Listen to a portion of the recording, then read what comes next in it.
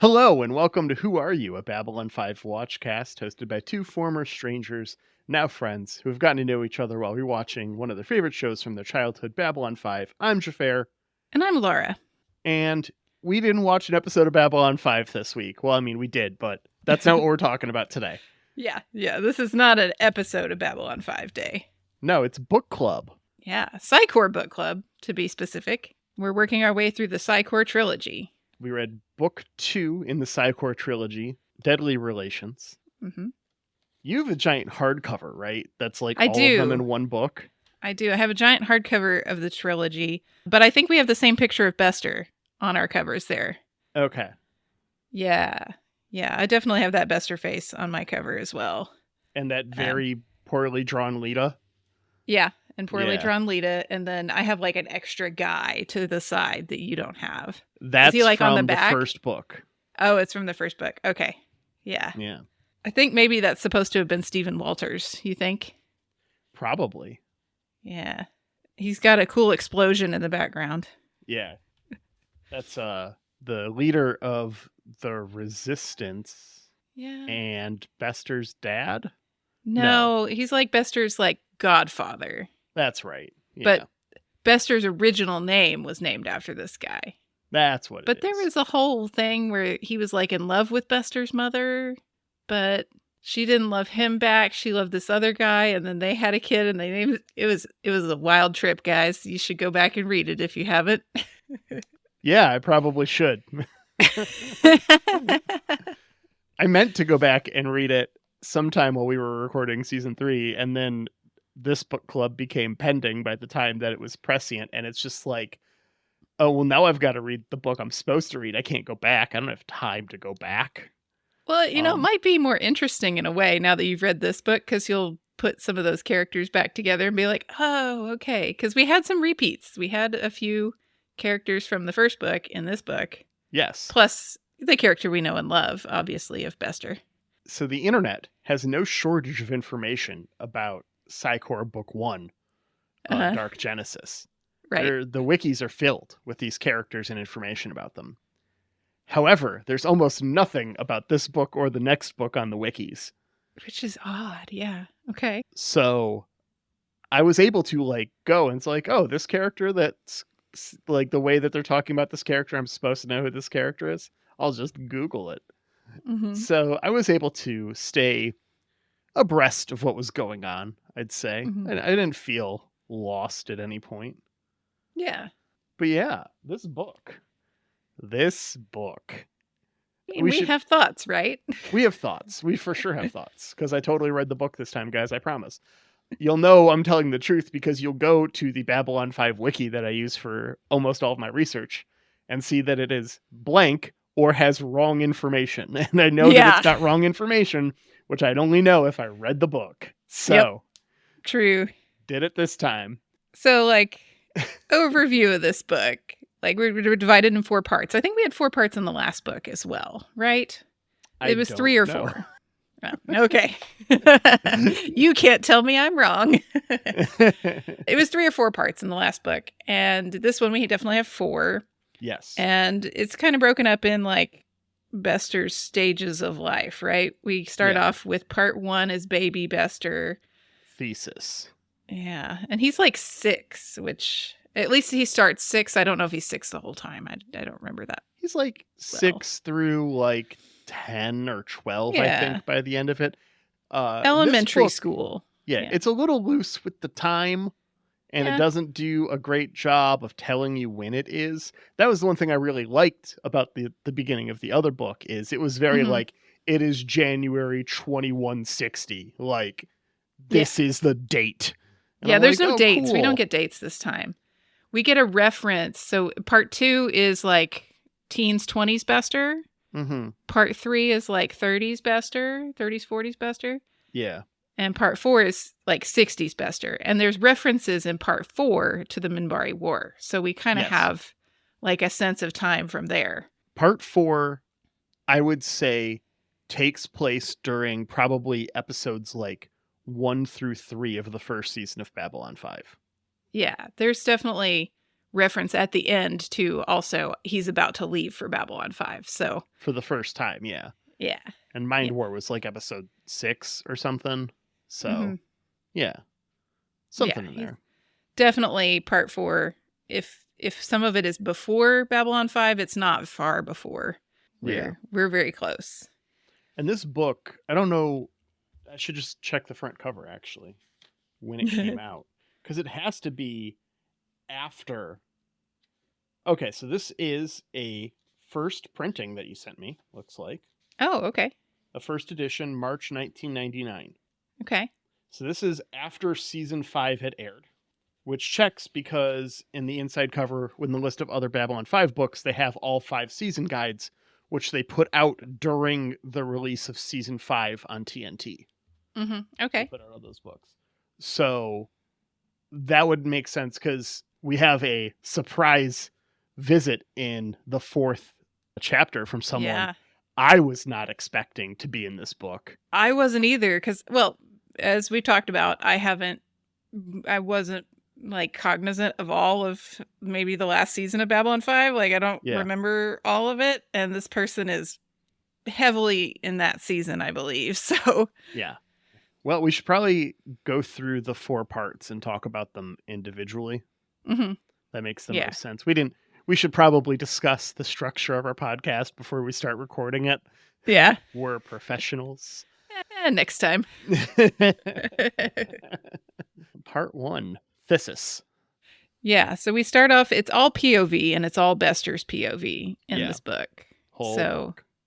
We get to really understand Bester, which I think is always an interesting point of view, because he is so... maladjusted. Yeah, and he's so, like, detestable in the show.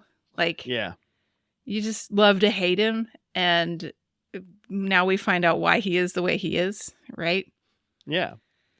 Did you find, overall, I know we said we just focus on one, but I'm going to ask you a question about the character over the course of the whole book right now, just to, like, set the pace for it. Did you find this made Bester a more likable character for you? I think it did. Yeah.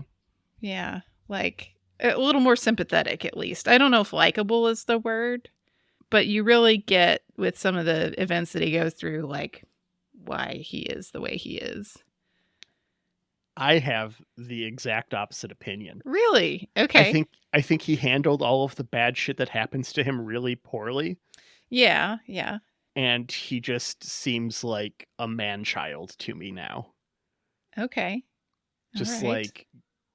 men would literally rather overthrow an intergalactic organization than go to therapy. Like, that's Bester. Okay, yeah.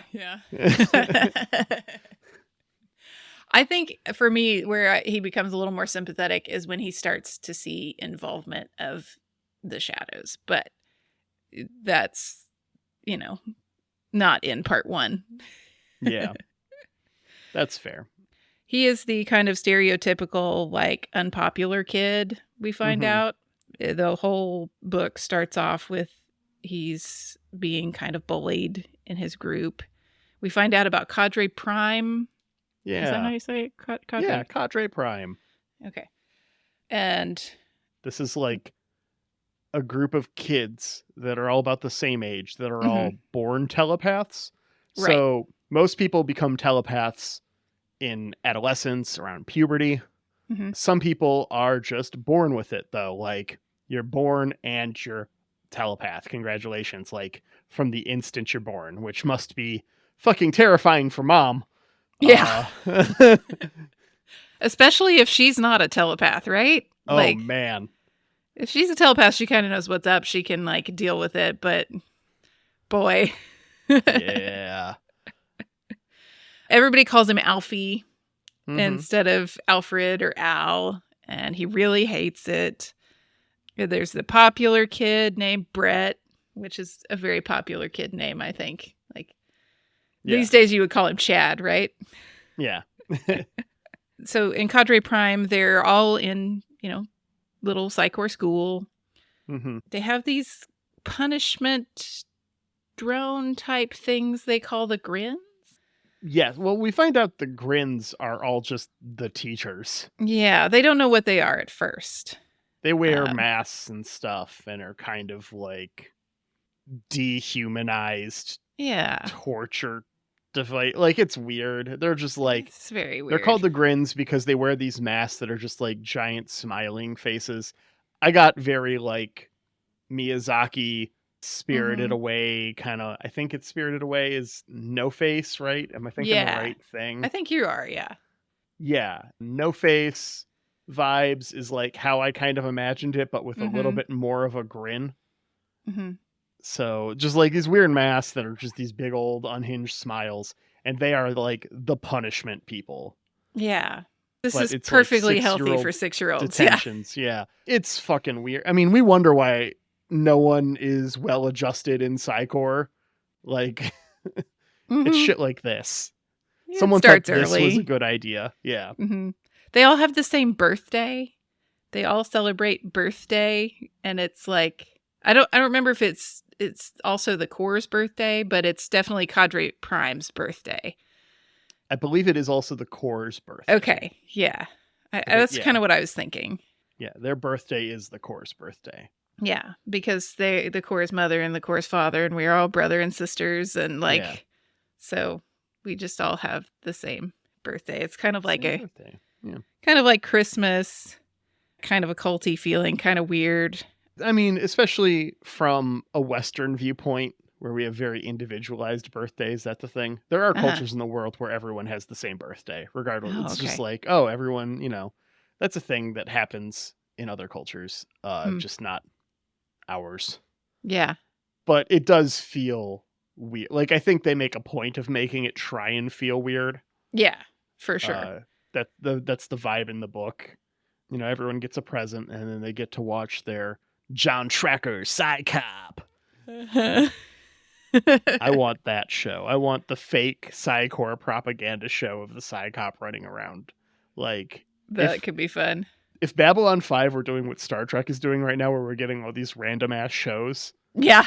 Or like Star Wars is getting all these random ass shows right now. That's the one. That's the one you put on TV right now. That's your prestige 10 episode. Yeah. I'd watch the shit out of John Tracker Psi Cop. Even if it's got the subliminal messages, it's fine. I was going to say, it's got to have the subliminal messages. It's got to have the weird commercials for Psi Corps, like occasionally. Yeah. Please give it to me. So at some point during this, Alfie is called to meet his grandpa Vasset, which he does not know. We know from the end of the last book that Vasset is his grandpa. And they have, a little chat, the best you can have when it's the director of the Psi Corps towards his secret 6-year-old grandson. And Alfred confesses that he wants to be a Psi Cop when he grows up. And Vasset tells him that basically, like, you can choose happiness or you can be a Psi Cop. You can't have both things. But Bester is not a man or a child interested in happiness, really. He's interested in, like, making the Corps proud and all the propaganda things that he's had fed into his little brain. Yeah, it's weird. I know it's supposed to be weird. It's supposed to be off-putting. I was glad when this part of the book was over. The elementary school part? Yeah. Yeah, it's awkward. It gets weird, especially the end. Yeah, so Grandpa like gives him a warning about the shadows. Like he gives him a little image or something.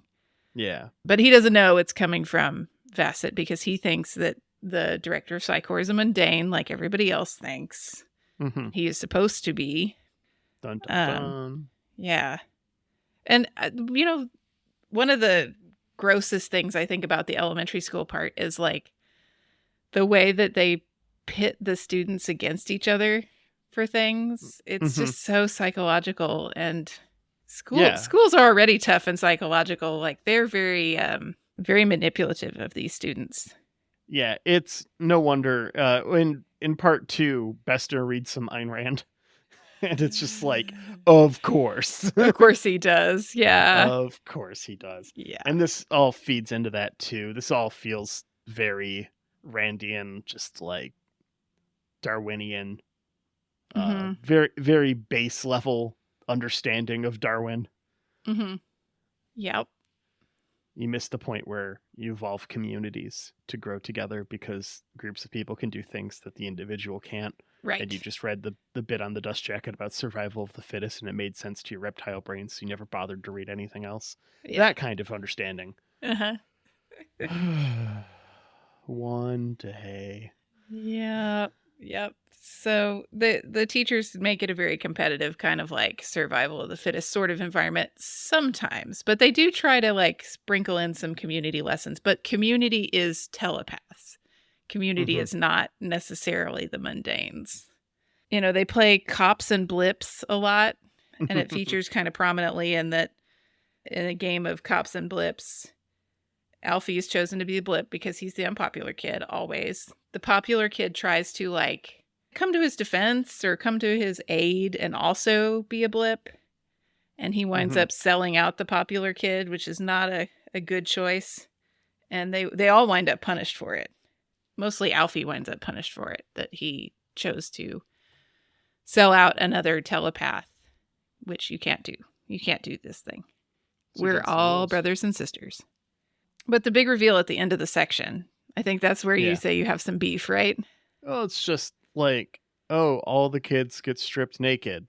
And then I'm just like, I remember reading it and thinking, if they did pull some It shit in this, I am not going to be okay. Yeah. Because these are like 12 years. This is not okay. And that it's not okay in It either, to be clear. But if you don't know what I'm talking about, don't Google it. You don't want to be on that list. If you really, really want to know, go read It, I guess. Yeah. Yeah. It was something that was probably okay in the 70s. I don't know. I am so far removed from a time in it where it would be okay that I don't understand how it was published. Yeah. Yeah, the kids get like stripped down and all of their humiliations are revealed to each other psychically by the grins, quote, air quotes. And then we find out that, oh, the grins are our teachers, and they also all strip down and let the kids probe their minds and stuff. And I was like, why does everyone have to be naked for this? This is very uncomfortable and weird. Yeah. You're all psychics. Why do you need to be like, do clothes add psychic barriers? Like, what is like? I know physical touch helps. That's a whole thing with the gloves and the physically touching. Like, that's a consistent plot point with how the telepathy works. Yeah. But you don't have to be naked to hold hands. Yeah. Why do children have to be naked in front of adults, and why do adults have to be naked in front of children? That whole thing. I was like, nah. Are we just Puritans? Is this just America? I don't know. No, I think that that was a weird choice, and I think the writer's doing it on purpose to make like stress that this is weird as fuck. But yeah, didn't love it. And that's the end of part 1, Thesis. We then move on to part 2, Antithesis. Yeah, I called this part, for the point of view, I called it Teenage Dirtbag Bester. Right. Can I say that these part names make no sense? I thought about Googling, like, what are the definitions of thesis and antithesis and synthesis? So I could, like, try to put it together a little bit, but then I didn't do the Googling, so. Then don't worry about it. Yeah, don't look too hard at it. And then the last one is, like, nothing to do with any of those words. Ascendants, because that's the name of the book. Or, it's Bester Ascendant is the subtitle of the book. So you have to have ascendants on there. But it's just like, it's like the bit from The Killers. I've got soul, but I'm not a soldier. These words kind of have a thing, but they're not. It's actually more like that one comedian who's like, I've got ham, but I'm not a hamster, making fun of The Killers. Yeah. I kind of disagree with them. I've got soul, but I'm not a soldier. I could see an argument to make those two things kind of line up. Yeah. I've got ham, but I'm not a hamster is the level of ridiculousness of these. Yeah. No, it is just weird. So antithesis is antithesis is why is it pronounced like that? Anyways. Yeah. Is Bester like in middle school, high school? Right? Yeah. Is kind of the vibe I got. Yeah, he's definitely crushing on girls. He has a big crush on a girl named Julia. Who just loves Brett. Everyone loves Brett. Brett. He's got that nice, middle school obsession with following the blips, like the list of outstanding blips. You know, Yes. I mean, I think our middle school obsession was probably kind of obvious, you know, Babylon 5, Star Trek, etc. Yeah. But he's for him though, it's crime. Going to the local FBI office and checking the most wanted list every day. Yeah. Not weird at all. I think all of us neurodivergents will empathize with this just a little bit, though. Yeah, I'm not. It's like, I'm glad he's got a thing. It's a weird thing, but like, it's not. It's less weird than a thing that one of my friends' kids has. Okay. One of my friends has a 5 or 6-year-old who's obsessed with shipwrecks. Oh, okay. Yeah. All right. Like watches shipwreck videos on YouTube all the time. Will only like take baths to play with ships to sink them. Like is just obsessed with shipwrecks. His favorite movie is Titanic for the wrong reasons. Like, that's hilarious. I don't know if he's actually seen the whole movie or if he's just watched the shipwreck bits on YouTube. Yeah. I'm sure. I don't know that he's got the attention span, and I don't know that his parents would let him watch that movie. Given it's a little racy. There's some nudity in there. Going on, yeah. I don't know. I haven't seen Titanic since it came out. Don't at me. But it's a weird thing to be obsessed about as a kid. Is the FBI most wanted list? But that's what this kid does. And he, him and his friends, Cadre Prime, have a little reunion. They go hiking, and they're like, "Oh, we should probably invite Al with us." Yeah, I guess. Because, you know, even though he hasn't spoken to any of us in years. Because we tormented him relentlessly as children. Whatever. But whatever. So he goes hiking with them. I gotta imagine they're like 16, 17, right? Surely. That's the vibe I got. They're like by themselves, and, you know, okay, Switzerland's probably nice and safe. Yeah. And all of Earth is safe at this point, I'm sure, you know. Yeah, as safe as it's gonna be for a while, probably. Yeah, so they go hiking in the Alps, right? Yeah, they get like a couple days pass and go out. And Al shows up in his uniform. Yes. Bring any like normal clothes? And he's all like, "Why would I bring normal clothes? These are the only clothes I have." Yeah. Which, of course, you know, sticks out like a sore thumb when you're among the normies. And it gets them into a fight with some toughs. So yeah, they get beaten up a bit, but Brett saves the day, being the gallant hero that he is. Yeah. Everybody loves Brett. And Bester's just like refuses to talk to them for like 2 days of hiking. They get to the end of the trip and he sees someone on the most wanted list. Yeah. So he buys a ticket to Paris. Yeah. And leaves him the cadre and just goes after this blip. On his own, as a 16-year-old kid. Hunts this person down. Yep. Gets shot by one of their compatriots. Yep. Puts out a telepathic signal for help, of which a retired Psi Cop answers. Saves Bester, arrests the one dude, has to kill the other, and basically brings them in. Bester wakes up from his like mind wake coma thing. Yeah. And finds out that one of the Psi Cops like who came to try and apprehend these people got killed. Yeah. And that he didn't, and that he is now in trouble for being a blip himself. Yeah. Because he ran off to Paris without getting authorization. Yeah. Yeah. He's made some typical teenager, didn't think it through mistakes. Yeah, he wound up getting somebody killed. That's not good. And not the bad guy, one of the good guys. He got killed in addition to some bad guys. See what happens when you find a stranger in the Alps?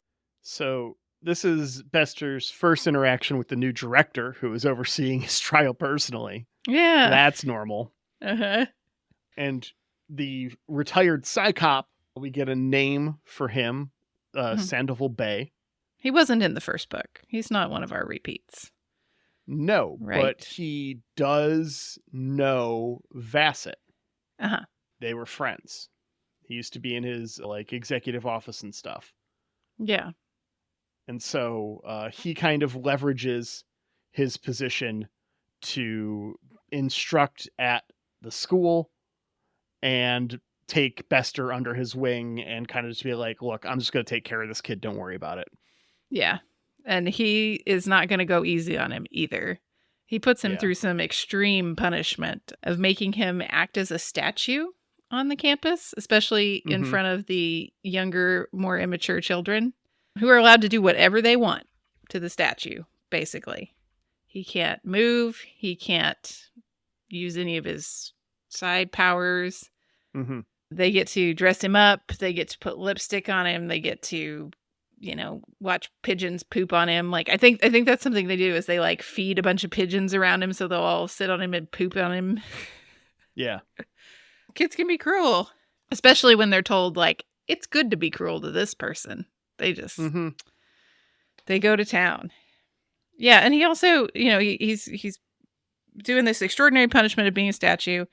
He's solitary confinement, I think, whenever he's not a statue. And then he also makes him watch old Japanese movies. Because Rashomon. Yeah. And I've never seen this movie. Okay. Have you? I watched this when I was in film school. Oh, well, that makes sense. Yeah. I did actually, I talked about this on the Discord very briefly today, too. When I was in college, I did a year and a half as a cinema arts major. Yeah. Yeah. This sounds like a very like film school kind of movie that you would study in that environment.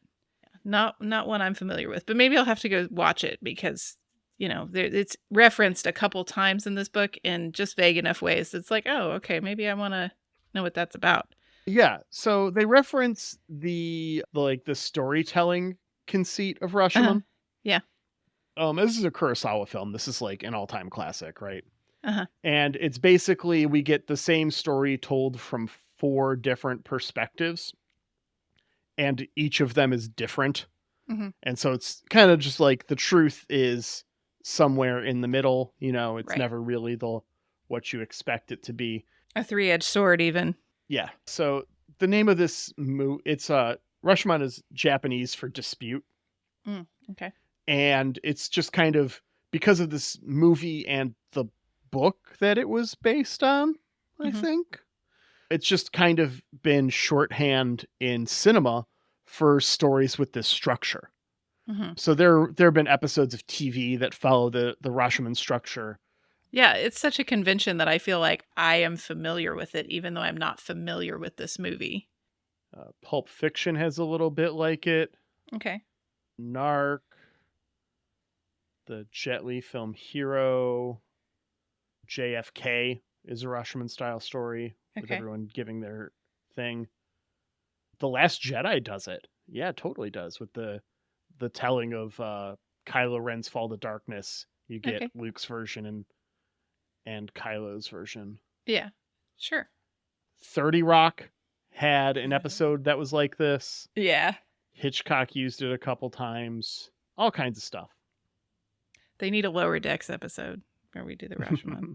Star Trek's done this. There's Star an Trek episode of Voyager that's like this. Is it the one where the Doctor is like recounting to as in the future they're saying what Voyager's story was and he's like, no, you're wrong.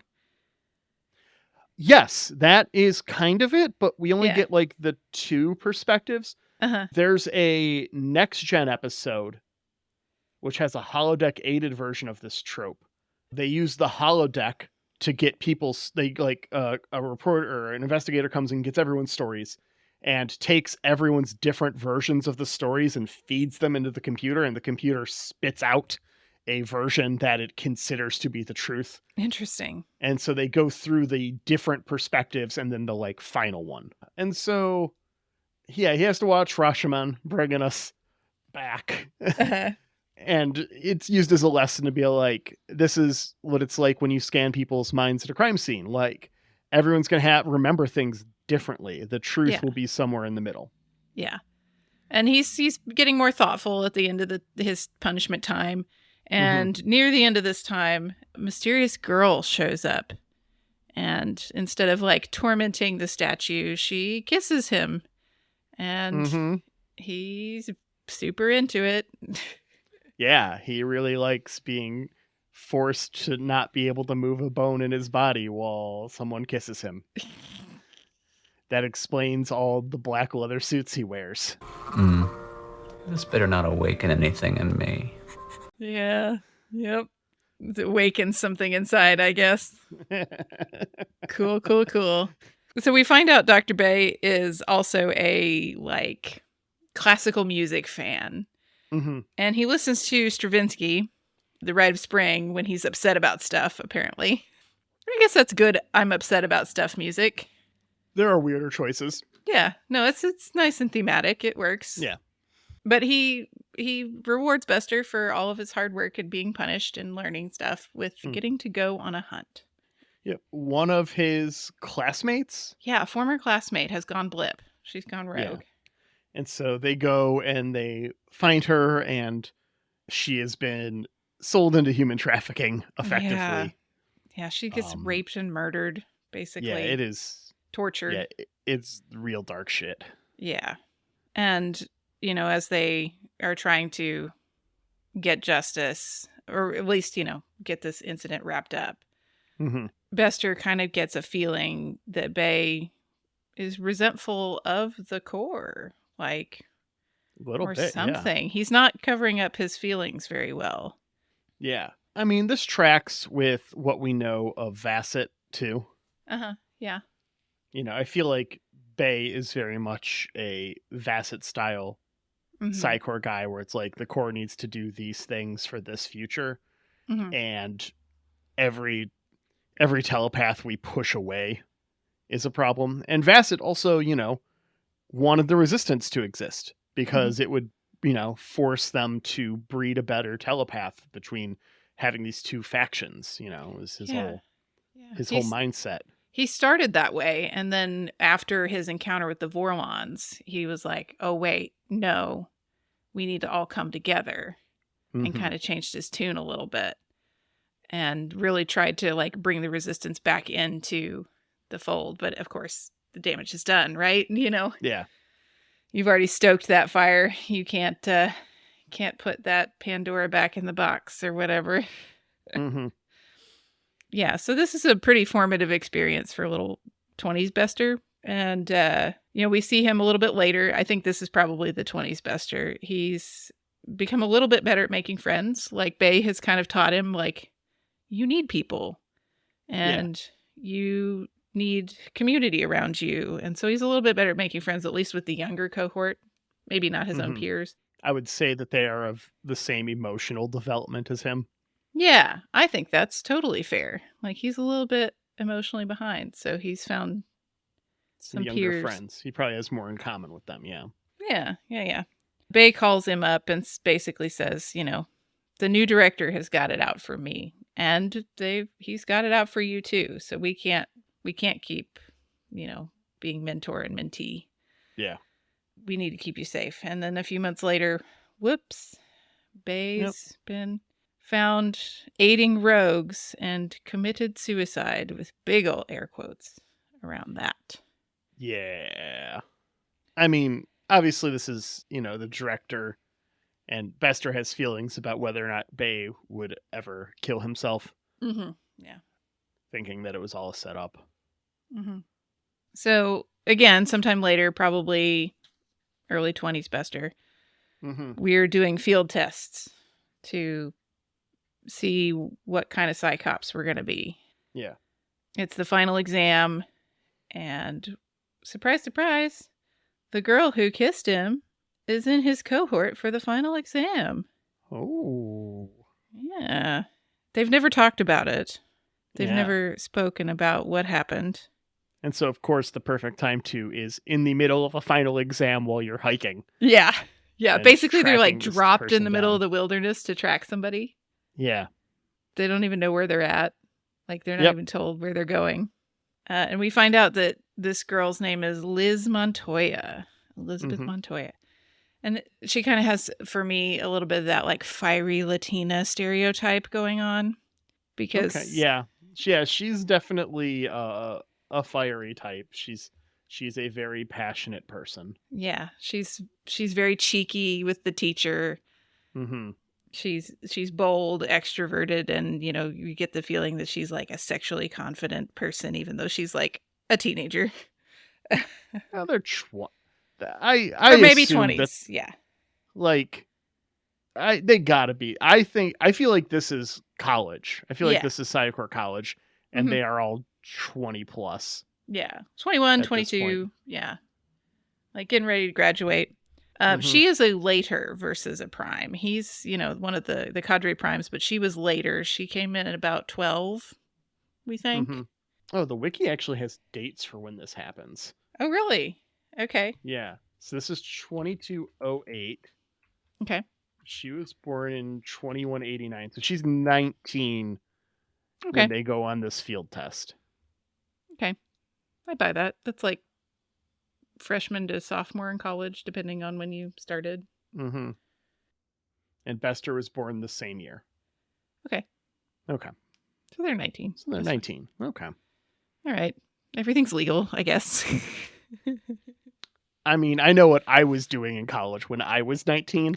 And so I am not going to be judging anyone for any of their choices. We're not throwing any stones in our glasses. Nope. Indeed. Nope, not today. Yep. Keep these windows nice. So the solution to the field test winds up being that you're not supposed to totally track the blip all on your own. Yeah. It was a trick. Yep. So they get into town where they followed this blip to, and they go to the Psi Corps office to let them know, as they're supposed to when they're in the area when they're Psi Cops. And they're like, you passed! That was the whole test! Congrats!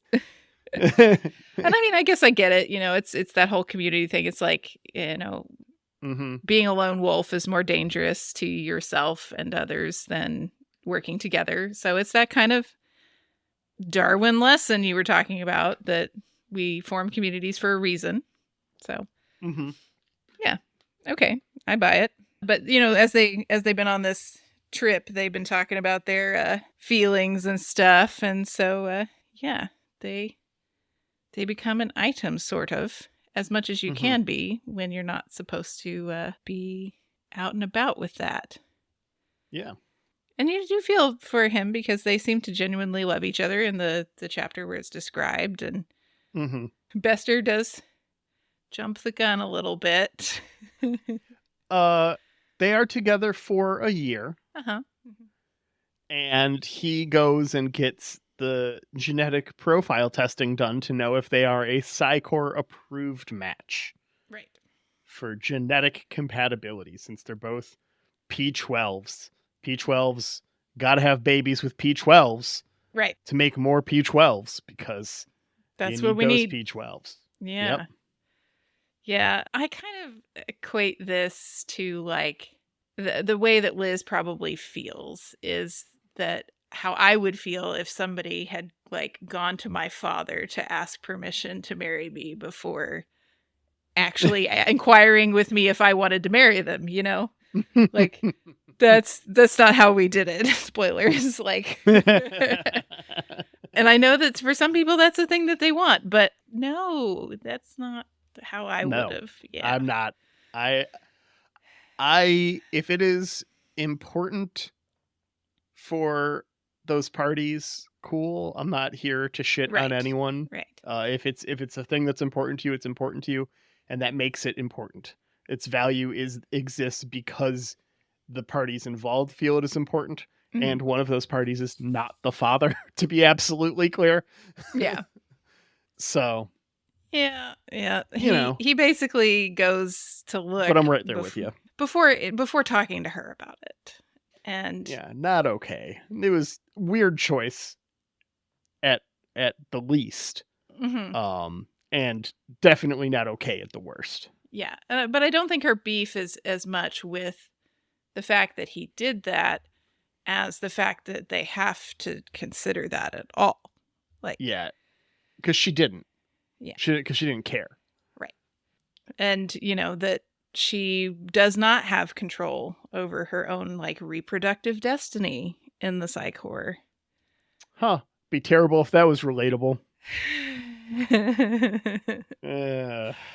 Yeah. It makes her really uncomfortable that ultimately who she matches up with has to be signed off on by completely unrelated parties. Mm-hmm. So this whole thing sets off a chain that, she realizes that if she passes all of these classes, this is it. She's in Psi Corps and she can't leave and she doesn't have control over her own destiny. And so Liz makes plans to leave and she asks Al to come with her. Mm-hmm. And he does not. Yep. And he turns her in. Mm-hmm. He can't even just let her go. Like, he's convinced that the re-education camps are the right thing for her and she will be okay. And he's very bought into the propaganda. He's very bought into the Corps. It's all he has. It's all he's ever had. And that's the last we hear of Liz. Yep. She's taken away by the Psi Cops. So. And he's got like finals next week, so he doesn't even get to deal with it emotionally. Not that he would have if he had the time. That's true. Ugh. So we move on into synthesis. Synthesis and 30s Bester. 30s. I feel like I remember none of this section of the book. Really? Like I have the three things that happen in this section in my mind, and I can do them each in a sentence, and that's the whole section to me. It does go very fast.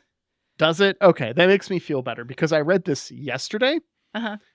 And some of these chapters are very short. That's what makes this book such a good read too. Yeah, mine is 40 pages. So it is a pretty quick section. Yep. Bester joins the Psi Corps. He gets his arranged marriage. Yeah.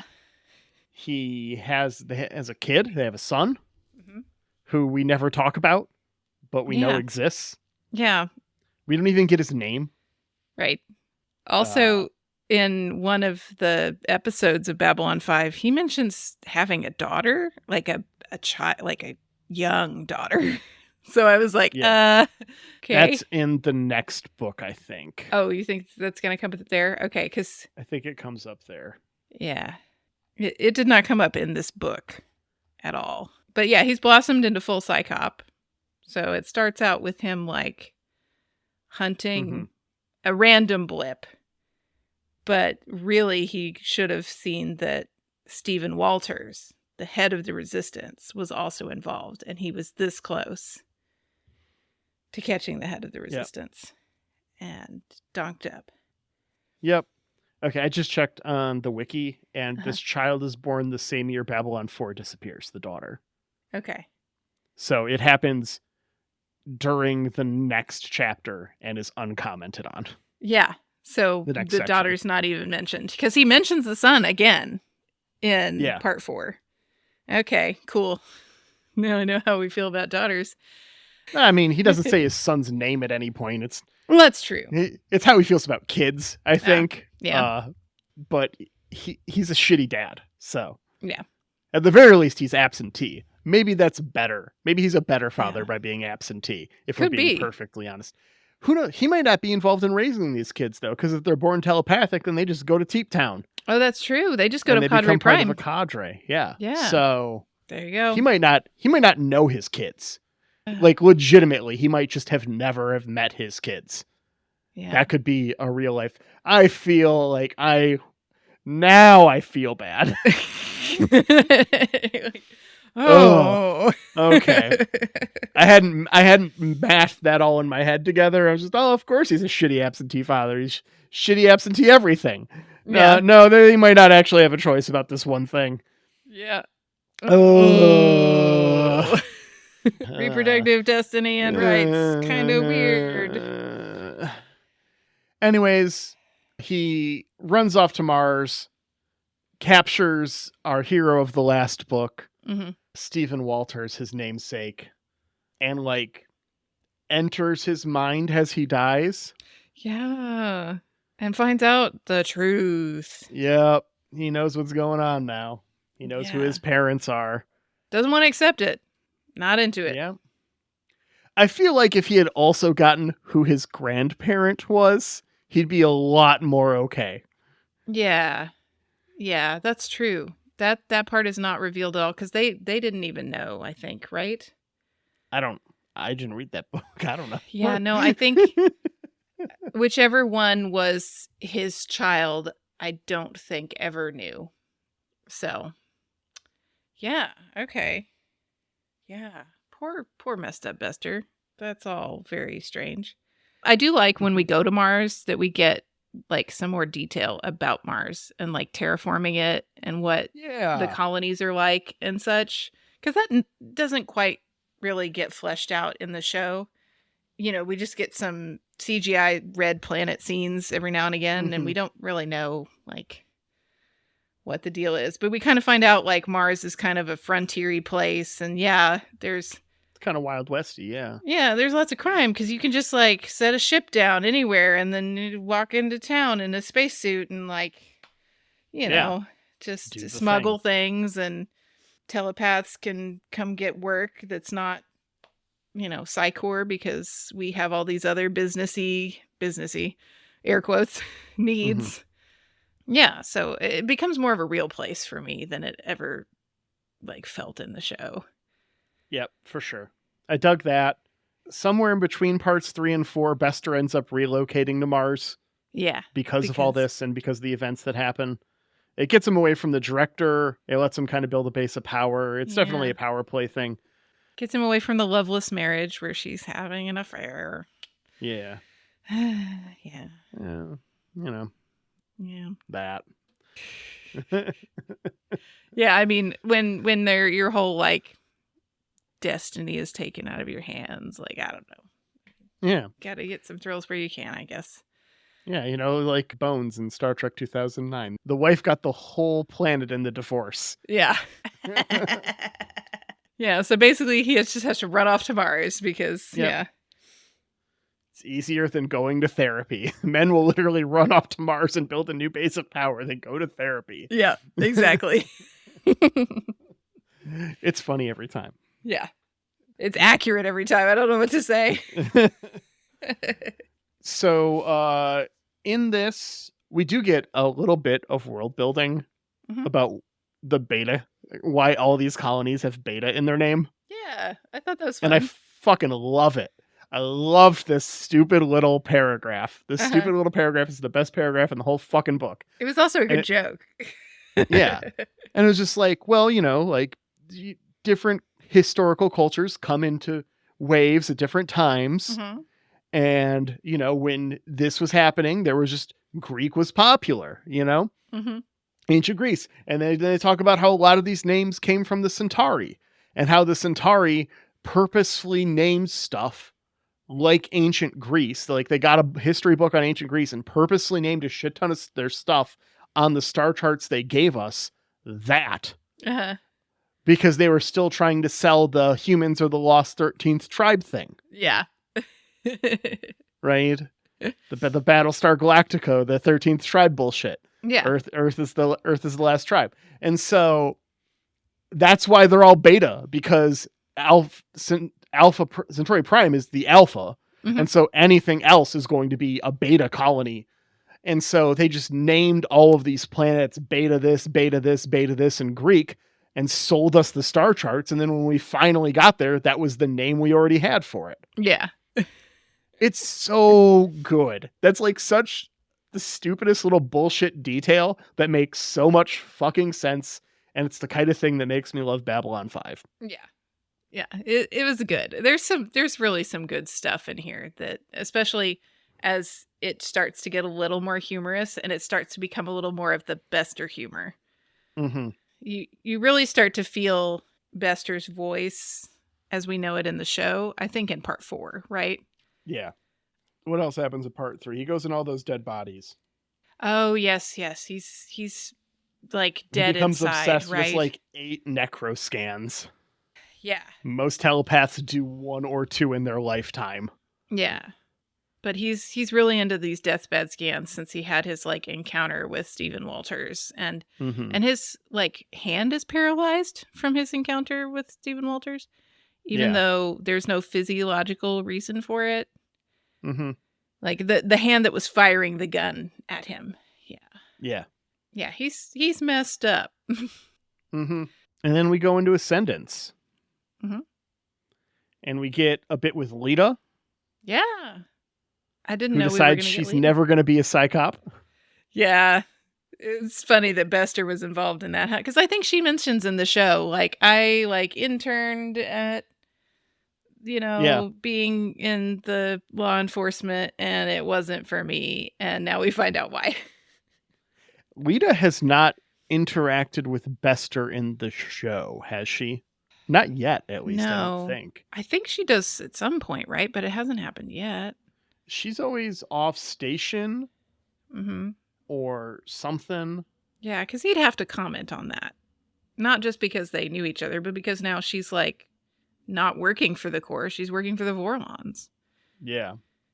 And so she's always doing other stuff. She doesn't get involved.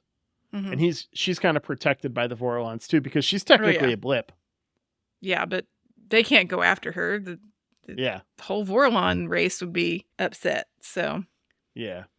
Anyways, yeah. So that stuff happens. They're trying to find a serial killer. Yeah, they find a serial killer who's killed some telepaths, but not all telepaths. Mm-hmm. And we get a little CSI episode with them. And then we flash forward a bit more, and Brett comes back. Fucking Brett. Yeah. To be all we were supposed to be the ones in power. And now it's all on you. Shoots himself. Yeah. He gives them all the tinfoil hat stuff. The director's keeping us all down, all the really good telepaths. The mundanes axed. are all of Cadre Prime is dead. Not that you give a fuck. Yeah. The mundanes are trying to keep us down. Things are really bad. And oh no. What if Bester actually just sent his kids to Teep Town and just disowned them to keep them safe? What if he's actually trying to be a good dad? Oh, I don't know, man. It's getting really convoluted, and you can see it because Bester talks about well, what if this person's in on this, and his paranoia is really growing. Yeah. Yeah. So he could be thinking about that. Yeah. Bester grabs his assistant, Byron. Psi Cop in training, Byron. Dun dun dun. Does that? Well, okay, we can just get there when it's in season 5. But I was like, wow, okay. I don't remember anything about that character because I didn't really watch those episodes, I don't think. But I was like, huh, okay. I will look forward to it when I get there to see if he mentions having been a Psi Cop. Yeah, or interacting with Bester, maybe. Yeah. Does Bester be all hey, why are you still alive if they ever meet? Yeah. Interesting. Is he even in season 5? Bester? He's got to be. I think he was in every season, an episode. He's in 1, 2, 3, 4 episodes of season 5. Okay. And he is mentioned in 1, 2, 3, 4, 5 additional episodes. Yeah. Okay. So he's a thing. Yeah. So yeah, Byron is his mentee right now, right? And he puts him through some tests. Basically, he's got all of Black Omega Squadron that he built on Mars, and he's still hunting down blips, still hunting down rogues.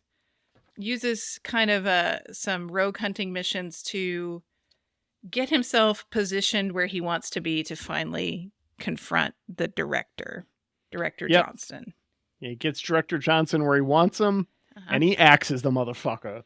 Yeah, and it's been a long game because we see, we learned in maybe part 3 about Department Sigma, which was doing weird shit on Mars, and definitely encountered the shadow ship and stuff. And through his relationship with Department Sigma, I believe he brainwashed and became control over 2 of Johnston's telepath guards. Yep. Because he sends them a series of Like he says, he calls it a series of glyphs, but I think in the episode where we had Control and Talia and all that, it was like a code word. Mm-hmm. And suddenly they don't belong to Johnston anymore, and they belong to Bester. Yep, he uses this advantage to kill the director and fake out a terrorist attack or something. Yeah. And then just finds out that Byron is like the one guy who doesn't know what happened because he can't trust him yet. Finds out he doesn't really feel like he can trust Byron and attempts to kill Byron. He believes Byron is dead at the very least. Yeah. And then heads off to Babylon 5. And that's the book. Yeah. He heads off because there's a Jason Ironheart that he's looking for. So. Yep. So, how did you feel about the book, even if you don't feel any more sympathetic to Bester? It was all right. There were a couple parts that I found really enjoyable. Mm-hmm. A lot of the like early descriptions of how telepathy works when they're kids, and they're like using like they're just trying to like just get you used to how it's going to be described for the rest of the book. I thought was very interesting, like to talk about like the images and the stuff, like it not just being hearing someone's thoughts in your mind. It's, you know, and then like the shaman battle thing that they talk about a bunch too, which is in a handful of the things. That's like a real world thing. You know, I think the best example on film that I can recall is in Sandman on Netflix, where Morpheus does one with Lucifer. That was pretty cool. So that was cool to see in another place because it's another thing that I'm familiar with.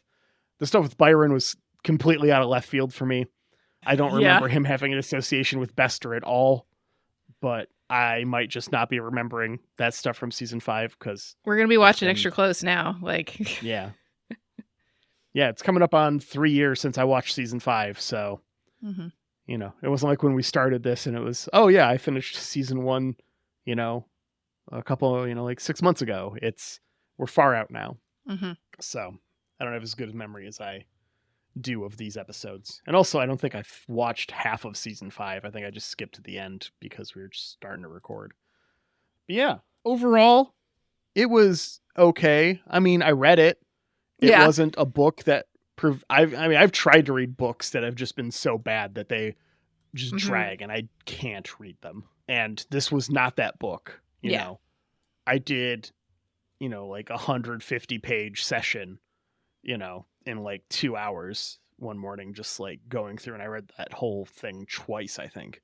You know, it was like I was just powering through. So it kept me going. Yeah.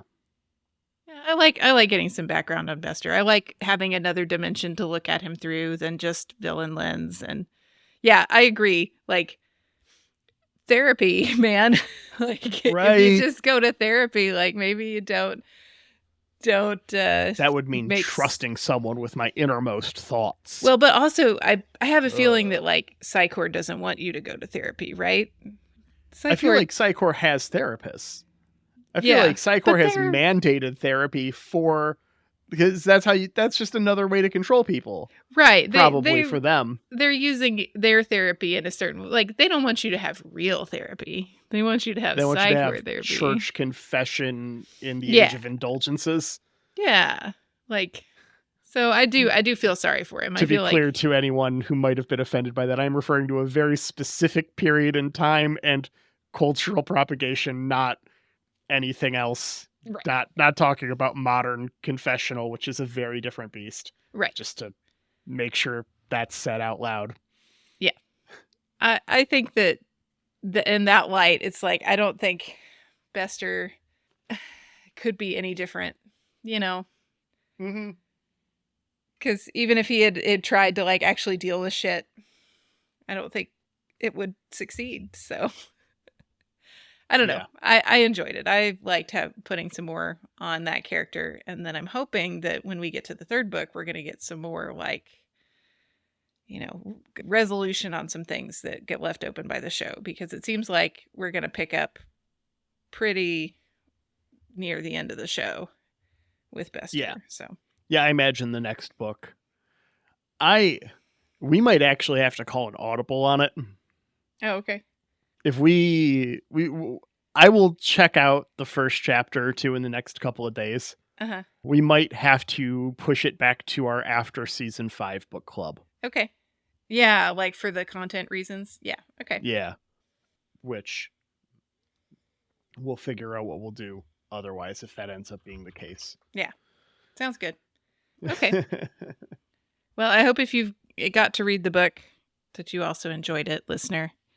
Yeah. And that you're ready for us to come back in a few weeks with season 4, episode 1. Yep. Hour of the Wolf. Sheridan is missing and presumed dead. The Centaurs continue to ally with the shadows. That's our synopsis. Mm-hmm. Not a whole lot. Very succinct. But we'll be talking about it in 2 weeks. But before those 2 weeks, we got to thank Jeremy Siegel for our lovely theme music. Jeremy, thank you. Really appreciate our theme music. You can find more of Jeremy's work at jeremysiegel42.bandcamp.com. And also as Nuclear Jaguar on the Spotify. I listened to your March album drop. It was good. I liked February better, but if you accept my friend request on Facebook, we can talk about it.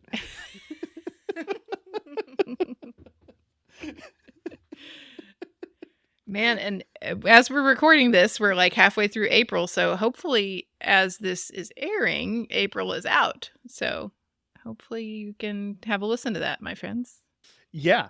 Yeah, this should air at the start of May. So the April album drop should be out when this airs too. Go give it a listen. It's probably really good.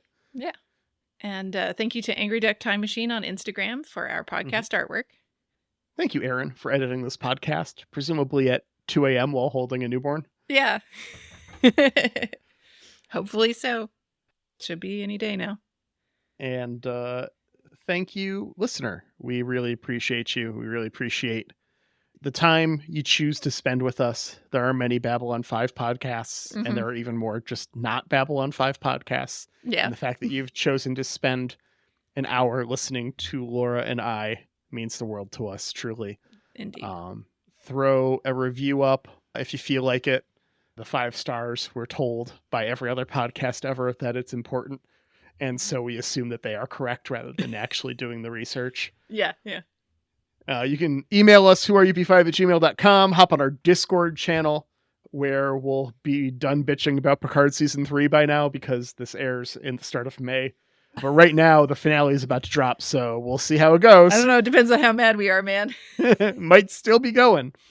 We'll see. Depends on what this after credits scene that's rumored is. Got lots of good speculation out there, so...